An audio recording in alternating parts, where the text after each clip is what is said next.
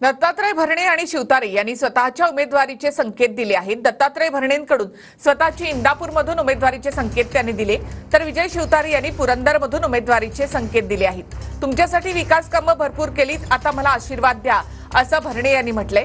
भाजपचा आमदार असल्यास विकास होईल हे विधान बालिशपणाचं, असं शिवतारे म्हणाले।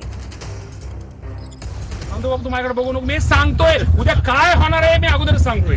त्यामुळे तुम्ही सगळे मामा आहात, तुम्ही सगळे उमेदवार आहात, त्यामुळे तुम्ही सगळ्यांनी मी जर तुमच्यासाठी काय केलं असलं तर तुम्ही माझ्यासाठी काहीतरी करा आणि शेवटी काळजी करू मामा, काळजी करू। त्यामुळे सगळ्यांनी या गोष्टी करा। आता अधिक काय बोलत नाही, त्यामुळे भविष्यामध्ये काळजी करू नका। हा मामा तुमच्यासाठी जाईल आणि नुसतं निवडणुकीपुरतं नाही, निवडणुकीपुरतं येऊन गोड बोलायचं, निवडणूक पावणे 5 वर्ष कुठेतरी गायब व्हायचं असं नाहीये। पावणे 5 वर्ष तुमच्या निवडणूक दुसऱ्या दिवसापासून तुमच्याकडे राहिलेलं, कुठं फिराय गेलो नाही, कुठं गेलो नाही, कुठं।